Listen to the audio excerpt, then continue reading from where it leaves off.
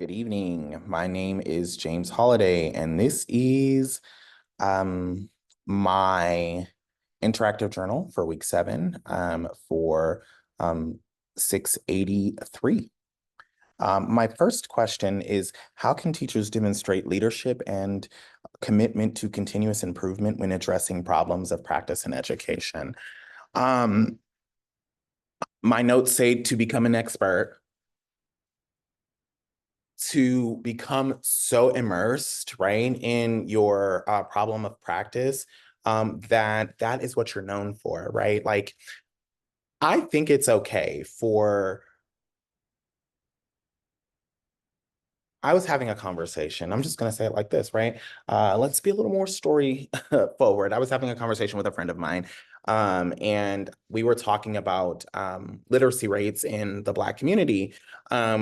And we were also talking about um, the Black teacher to student ratio, right? Like that gap is so wide. And I am fortunate enough to work at a school that is so diverse. This is a very diverse campus, and under the direction of an amazing department chair, who was my teacher in high school, who then became a really good friend since high school and a mentor now, and colleague and boss and all of the above. But as my family would say, not all skin folk are kinfolk. What happened to the Black teachers that came to the schoolhouse that were Dr. So and so, that were experts in one particular thing or another, that were thought leaders? What happened to educated Black folk? And I'm reading, or I was reading, I'm going to pick it back up because I read it for this class, but I was reading Punished for Thinking, I think it's called, Punished for Thinking. And it's such a good book. And it addressed the systematic erasure of Black teachers, of Black educators in the school system, right? As a result of the decision of Brown v. Board Education. I think that teachers can demonstrate, because I'm going to go on a tangent and I can't do that, leadership and commitment to continuous improvement when addressing problems of practice in education by being thought leaders. Me personally, how do I think I'm going to do that? By being the Black teacher that I wish I had when I was younger, right? I met my current boss, my department chair. She'll tell me that she's not my boss, but that's the boss. I love her so much. I met my current department chair when I was in the 12th grade. I was on my way out. I was on my way out. Listen, and when I met her, we were friends more than we were anything else, right? Obviously, that's not professional. So she wasn't my friend. And I didn't lead anyone to believe that we were friends, right? Because I was a child. But and I appreciate seeing her in a part of my journey, or having her a part of my journey. But what happened to the Black teachers? Where are they at? Where are we at? Where are we at? So I think that first and foremost, we need to recruit, right, teachers that listen. Problems of practice are problems of practice because racism exists. So let's let's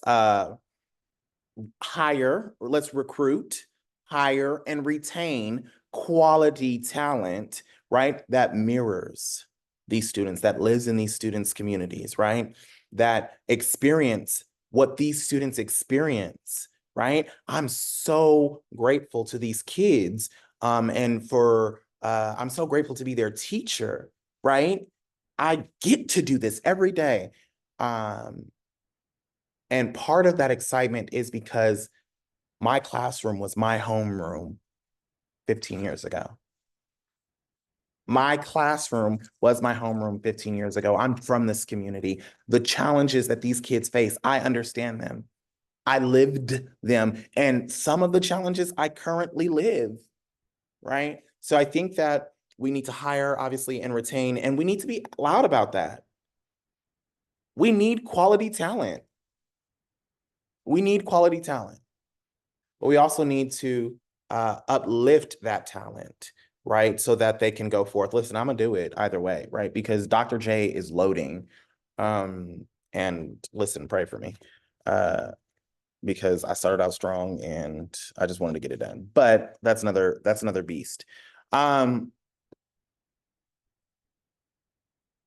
But we need to uplift other teachers to do the same thing. Okay. The second question, in what ways can, I hope I answered that. In what ways can individual actions within education have far-reaching effects beyond the classroom? I think that your classroom is your seat of power.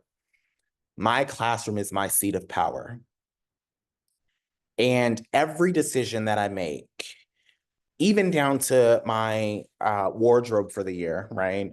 Last year, I wasn't casual, but you know, it was nothing to wear a t-shirt to work, right? With a blazer. And this year I am changing even the way that I dress because I understand, right, that individual actions can have far-reaching implications, right? My decision to focus on skills as opposed to content this year, in part by due in part by am I saying that right? It's the end of the day. Due in part to one of my professors here, Vance B, who says, you know, that's beneficial. And I understood it and I said, wow, I wish I'd have known that sooner, because I think teaching kids skills, I think that that's a great way to teach. Teach you the skills, because I am not going to, I don't care. Let me not say that, because I do care. I don't care to give you what I know.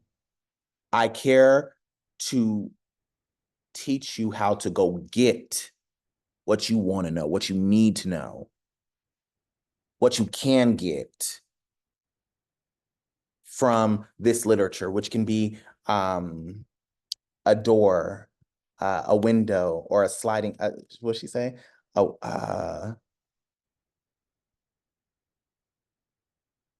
a door, a window. It's Dr. Rudine Sims, I believe. Rudine Sims Bishop. Mirror literature can be a mirror, a window, or a sliding glass door, right? Dr. Rudine Sims Bishop. I want you to go get that for yourself. So let me teach you the skills to go get that for yourself, because I want you to fall in love with, I want you to fall in love with Mary Shelley. I'm a teacher today because I read Frankenstein.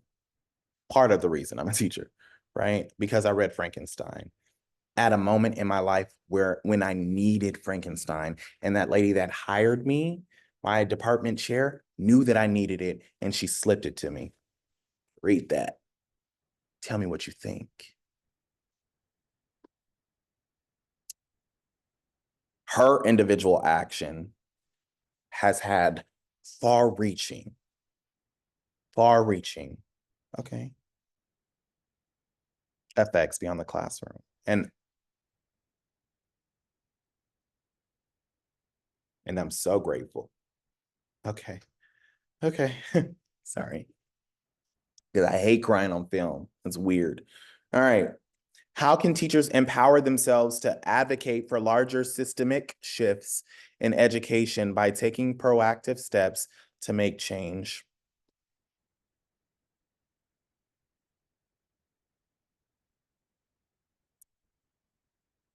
I want to address it, but before I do, I want to talk a little bit about the problem. The problem is, or a problem, a huge problem, a problem that I'm running into personally, is that the system doesn't want to change and I'm not tenured. The system doesn't want to change and I'm not tenured. So I have to go along to get along. I've been doing this. This is my 3rd year. I won't be tenured until the end of hopefully the end of my 4th, going into my 5th year here. That's an entire generation, not generation, that's dramatic, right? But that's an entire group of kids. My seniors, or excuse me, my freshman year will be gone. My freshmen this year, I think, will be juniors. My freshmen from my sophomore year, last year, will be seniors. I need to change the world for them now. And I'm not saying I need to change the world because that's dramatic, right? But listen, I need to change the world because I can do it. So before we can do anything, before we can be empowered, right? We need a system that wants to change. And if not, we need agents within the system that want to change, that will take us up under their wings and say, hey, let me put you up on game. Let me let you know what's really going on this campus. What do you want to do? And not just this campus, but in this district, and not just in this district, but in this profession. What do you want to do?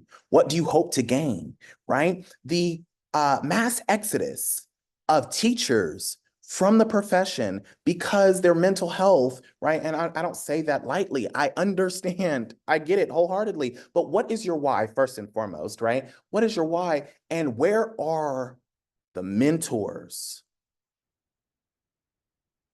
to take them under their wing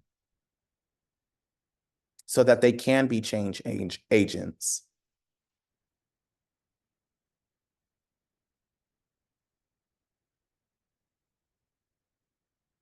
And then the final step, I think, right, is to just learn all that you can, right? So if you are a new teacher, I will say to learn all that you can and as fast as you can, and to find a problem of practice that really speaks to your heart, because teaching Black kids to read is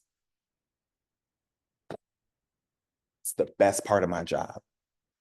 It's the best part of my job. Now go learn everything that you can about what hinders Black kids, James, from reading in FSUSD, and then find a way to make that change. Get on Twitter and start hollering from the rooftops and do things differently from your classroom, from your seat of power,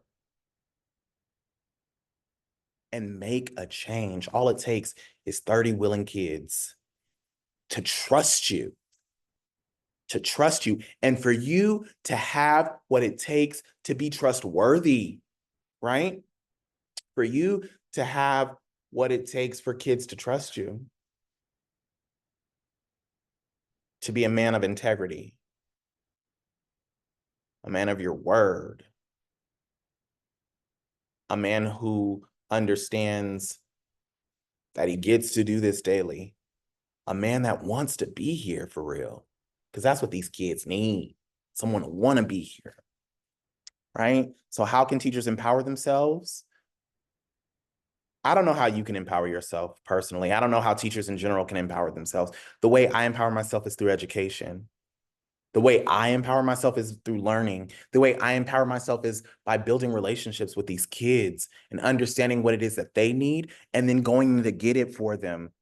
Even if I don't know how to get it, even if I don't have it myself, finding a way to get it for them, because that's what they deserve. And that's my time, because I know I'm rambling, but listen, thank you, Dr. Gold. I really appreciate you. I really, really do. I really, really, really, really, really do. God bless you. God bless you, Dr. Gold. And God bless UMass for real. Listen, I sound like my kids. God bless UMass for real. God bless you guys for real, because I get to do this, and you guys were a part of that journey. I get to do this every single day. I get to do this. God bless you. Goodbye.